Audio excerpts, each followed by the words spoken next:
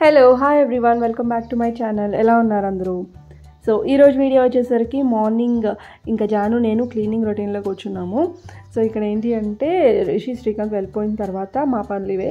మొత్తం టాయ్స్ అంతా తీసి క్లీన్ చేసి మళ్ళీ టాయ్స్ ఆడిపించడమే అంతే. బికాజ్ ఆడిన సామాన్లు అక్కడే వదిలేస్తే తినేవి ఏమైనా పడినా చీమలు అయి పడతాయి అండ్ అంత బాగుండదు కదా. సో నీట్గా ఉంచాలని కూర్చున్నాను అనమాట, అలాగా క్లీన్ చేద్దామని.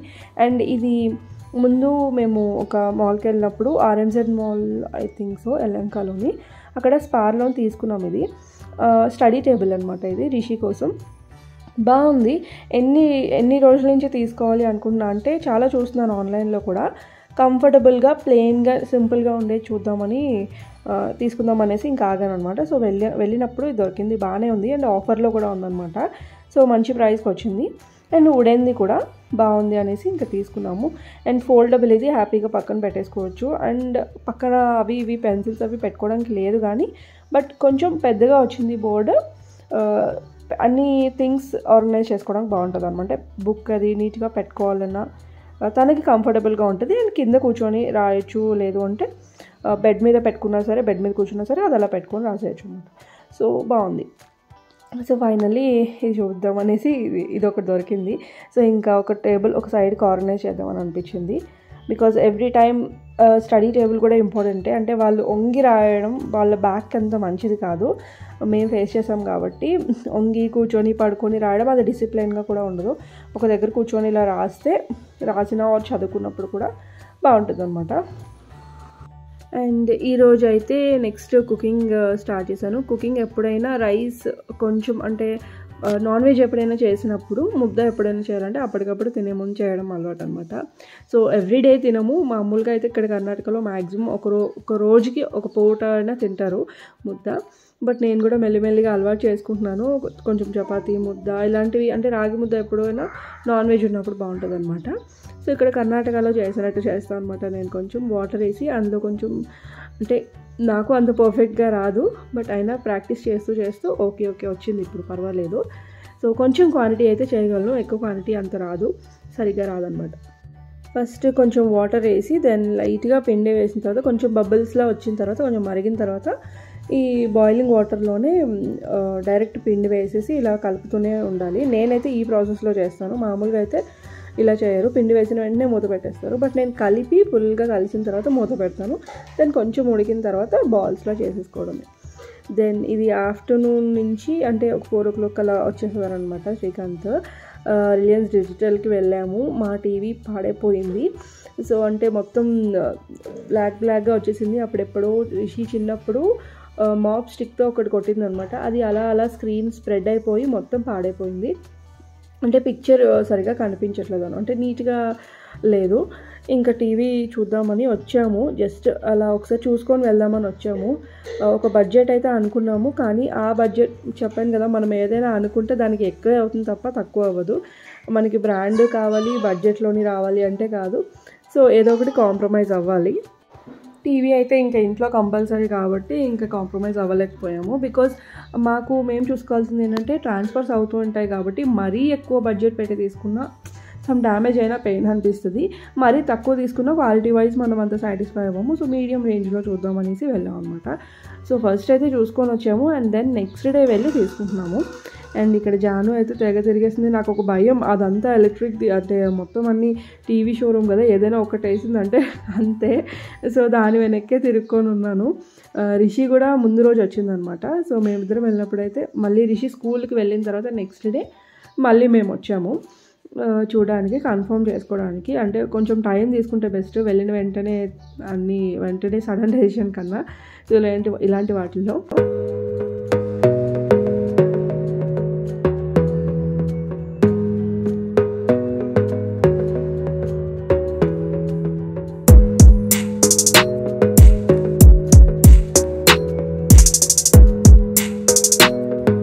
టీవీ అయితే బుక్ చేసాము, నెక్స్ట్ డే డెలివరీ అన్నారు అండ్ దెన్ డెమో అన్నారనమాట నెక్స్ట్ డే. సో ఇక్కడ వచ్చిన వెంటనే ఉలవ చారు చేస్తున్నాను, డిఫరెంట్గాను. కంపల్సరీ ఇది ట్రై చేయండి. ఒక ప్యాన్లో ఆయిల్ వేసి ఆనియన్స్, గ్రీన్ చిల్లీస్, వెల్లుల్లి అండ్ మామూలుగా పోపులు వేసేసాను. దాని తర్వాత ఈ బొబ్బర్లు ముందు రోజు నానబెట్టి నైట్ అంతా వదిలేస్తే ఇలా మొలకలు వచ్చాయన్నమాట. సో దట్ ఇలా తింటే కొంచెం గ్యాస్ట్రిక్ అనేది తగ్గుతుంది.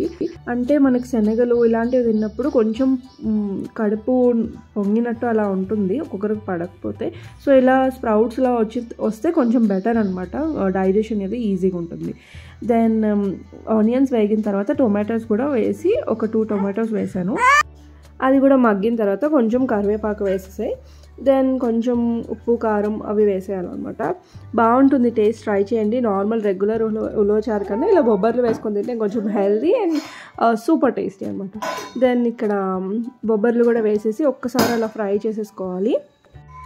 దెన్ ఒకసారి ఫ్రై అయిన తర్వాత ఇందులోనే మనకి పసుపు, ఉప్పు, కారం అండ్ కొంచెం ధనియాల పొడి అన్నీ వేసేసి ఒక్కసారి సిమ్లో అలా పెట్టి లైట్గా ఫ్రై చేసి దాన్ని వాటర్ యాడ్ చేసేసేయడమే.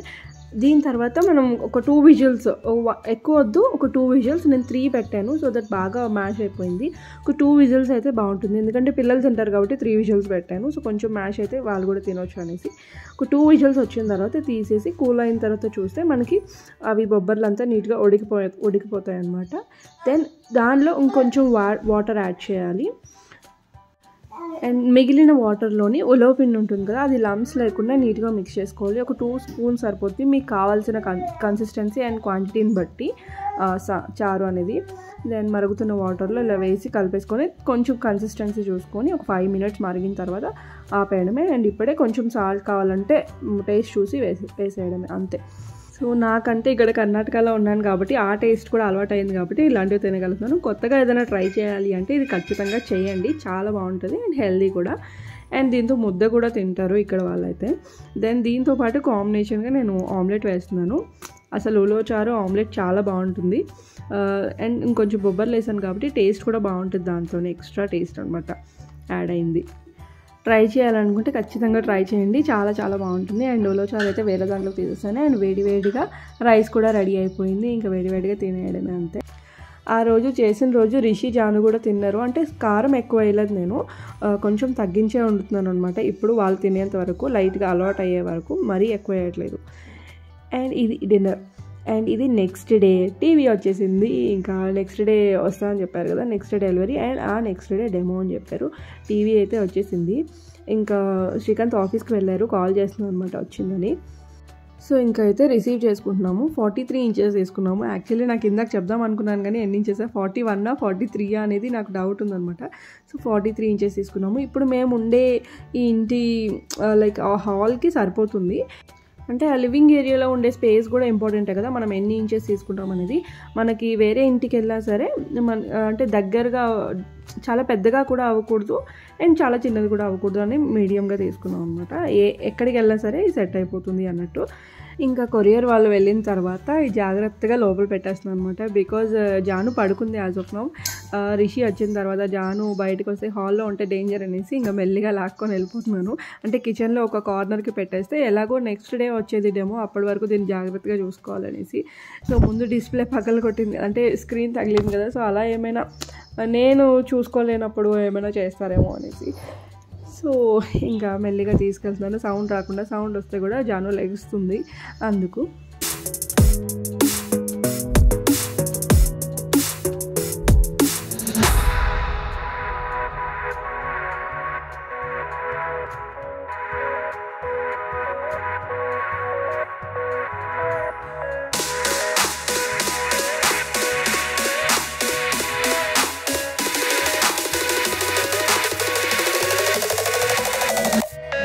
సో చెప్పాను కదా జాను పడుకుంది అనేసి నెమ్మదిగా డోర్ తీసి ఇంకా నేను కూడా కొంతసేపు అలా రిలాక్స్ అవుదాం అనేసి. మ్యాక్సిమం ఒక 40 to 45 మినిట్స్ పడుకుంటుంది కంటిన్యూగా. ఆ లోపు నాకు పనే సరిపోతుంది. దాని తర్వాత కదిలింది అంటే ఇంకా లెగ్సి కూర్చుంటుంది. పక్కన నేను ఉంటే అలా చేసి అలా జోకొట్టినట్టు చేస్తే కొంచెంసేపు పడుకుంటుంది అనమాట. సో ఇంకా రిషి వచ్చేసింది స్కూల్ నుంచి. వచ్చిన తర్వాత ఇంకా స్కిప్పింగ్ ఆడుకుంటుంది అనమాట. ఈ మధ్య స్కిప్పింగ్ ఏంటో ఎక్కువ ఆడుతుంది, తనకి ఇంట్రెస్టెడ్గా ఉందన్నమాట. స్కిప్పింగ్ ఒకటి, షటిల్ బ్యాట్ అదొకటి ఇంకా ఆడుకుంటుంది అనమాట. ఏదో ఒకలాగా టైంపాస్ అవుతుంది తనకు కూడా. అండ్ జాను లేచి ఇంకా రిషి వచ్చిందంటే చాలా టైంపాస్ అయిపోతుంది తనకు కూడా. అంటే జాను వెనకే తిరుగుతుంది కదా, అలా అనమాట. తనే మ్యాక్సిమం చూసుకుంటుంది. అంటే ఎప్పుడైనా తనకి మూడ్ బాగాలేనప్పుడు ఏమైనా కొట్టుకుంటారేమో అని అది మనం చూసుకోవాలంతే. సో ఏదైనా సరే కనిపెట్టుకునే ఉండాలి. ఒక పెద్దవాళ్ళు అయితే ఎవరో ఒకరు ఇంకా వాళ్ళతో ఉండిపోవాలి. అది నేనే అవుతున్నాను ఇక్కడ. ఇంకా రిషి వచ్చిన తర్వాత స్నాక్స్ అది ఇది ఏం పెట్టాను, ఫస్ట్ రైస్ పెట్టేస్తాను అనమాట. బికాజ్ లంచ్ బాక్స్ ఎప్పుడు మ్యాక్సిమం వదులుకొని వచ్చేస్తుంది, సరిగ్గా తినదు. అండ్ మార్నింగ్ కూడా వెళ్ళినప్పుడు హడావిడిగా తింటుంది. ఇంక వచ్చిన తర్వాత ఖచ్చితంగా కొంచెం నేను ఏం కర్రీ చేస్తానో అది దాంతో పెట్టి దాని తర్వాత తనకు కావాల్సిన స్నాక్స్ ఏమైనా కావాలి అంటే అప్పుడు చేస్తాను. సో ఇంకొక విషయం ఏంటి అంటే జానుకి ఫీడింగ్ అయితే స్టాప్ చేసేసాను. అప్పుడు ఆ ఫీడింగ్ బాటిల్ తీసుకొచ్చాను అనమాట, ఏమైనా యూజ్ అవుతుంది అనేసి. కానీ జాను మాత్రం అది వాటర్ వేసుకొని తాగుతుంది హ్యాపీగా. కానీ నైట్ టైం ఒక్కొక్కసారి లెగుస్తూనే ఉంది. మ్యాక్సిమం అంటే లెగిసినా సరే ఎత్తుకొని తిప్పితే పడుకుంటుంది, ఒక్కొక్కసారి లేకపోతే ఏమైనా తినిపించాల్సి వస్తుంది అనమాట. అస్సలు కళ్ళు విప్పదు, చాలా ఏడుస్తుంది నైట్.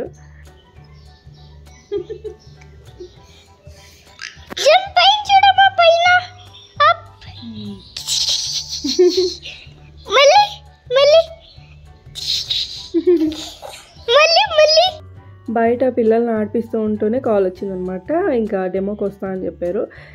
ఈవినింగ్ ఒక 5:30 అలా వచ్చారనమాట. శ్రీకాంత్ కాల్ చేశాను, వస్తా అని చెప్పారు. ఈలోపు టీవీ అంతా బయట పెట్టి పిల్లలిద్దరూ అలా చూస్తున్నారనమాట. ఎక్కడ పార్ట్స్ దొరుకుతాయి, చిన్న చిన్న స్క్రూస్ అవి ఉంటాయి కదా, ఓ పక్క జాను తీసేస్తుందేమో అని దాన్ని పట్టుకొని ఉన్నాను ఒక సైడ్కి. పైన అక్కడ చూడండి చైర్లో కూర్చోబెట్టి అలా ఉంచాయన్నమాట. దెన్ ఇక్కడేమో వీళ్ళు ఫిక్స్ చేస్తున్నారు. ఇంకా కొత్త పర్సన్ ఎవరైనా వస్తే ఇంకా జాను ఎక్కువ మాట్లాడదు అనమాట, కొంచెం సైలెంట్గానే ఉంటుంది. అది యూజ్ చేసుకొని చైర్లో కూర్చోబెట్టాను. దాని ఇంకా టైం వచ్చేసి 5:15 అయ్యింది. ఇంకా తనకు కూడా కాల్ చేశాను అనమాట, శ్రీకాంత్కి వస్తా అని చెప్పారు. సో ఆఫీస్ దగ్గరే కాబట్టి కొంచెం వచ్చి ఒక 1/2 అవర్ అలా, అంటే ఇంకేమైనా డెమో అది చెప్పినప్పుడు ఉంటే బెస్ట్ కదా అనిపించింది అనమాట. సో ఎప్పుడు వస్తారా అని వెయిట్ చేస్తూ ఉన్నాను. అండ్ ఇంకొక విషయం ఏంటి అంటే ఎవరైనా కొత్త పర్సన్ ఇంట్లోకి వచ్చినప్పుడు ఆర్ ఇంటి దగ్గర ఎవరైనా ఎంక్వైరీకి వచ్చినప్పుడు ఫస్ట్ విండోలోంచి చూసి డోర్ తీయడం బెస్ట్. అండ్ ఎప్పుడూ నేను రిషికి అదే చెప్తాను, ఒకవేళ నేను ఒకసారి ఎప్పుడైనా పడుకున్నా లేదు అంటే వాష్రూమ్లో ఎప్పుడైనా ఉన్నా, సో రిషి ఎప్పుడైనా డోర్ ఓపెన్ చేయడానికి ట్రై చేసినప్పుడు ఎవరైనా స్ట్రేంజర్స్ అలా ఉండేటప్పుడు ఫస్ట్ విండోలోంచి చూడాలి. తెలిసిన పర్సన్ అయితే విండోలోంచి మాట్లాడాలి, తెలియని పర్సన్ అయితే మమ్మీకి వచ్చి చెప్పాలి. అది మాత్రమే చెప్తాను రిషికి.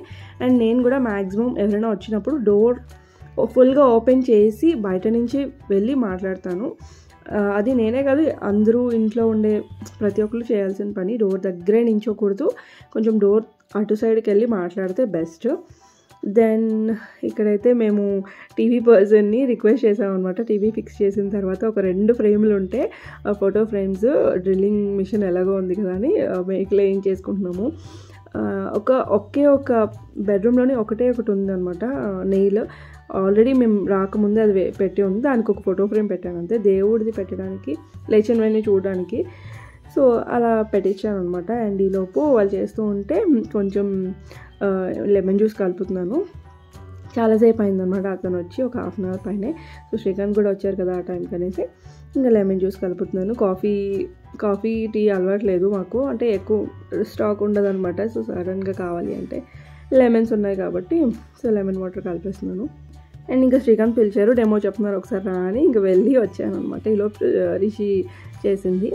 సో మనం ఏదైనా కొత్త వస్తువు తీసుకునేటప్పుడు మనకి ఎంత తెలిసినా దాని గురించి ఒకసారి డెమో చెప్పినప్పుడు వినాలి. సో దట్ ఇంకేమైనా డౌట్స్ ఉన్నా అండ్ ఎక్స్ట్రా ఏమైనా చిన్న థింగ్స్ ఉంటాయి కదా, అవే మిస్ అయిపోతాం అనమాట. సో తెలుసుకుంటే మంచిది కదా. దెన్ ఇక్కడ టీవీ అయితే చూపిస్తున్నాను, అంటే 43 ఇంచెస్ టీవీ ఇది. మా హాల్కి సరిపోతుంది ఇదే. అండ్ మామూలుగా అయితే ఇదే రేంజ్లో ఒక 39, 38 అలా ఉన్నాయి. బట్ మనకి రిమోట్తో కర్సర్ వస్తుంది కదా, సో అదొకటి లేదనమాట. బట్ కర్సర్ కూడా ఉంటే బెస్ట్ కదా, ఎలాగో తీసుకుంటున్నాము వన్ టైం ఇన్వెస్ట్మెంట్ అనేసి తీసుకున్నాము. ముందుండేది వియూ ఉండేది, అది కూడా మాకు ఏమీ రిపేర్ రాలేదు.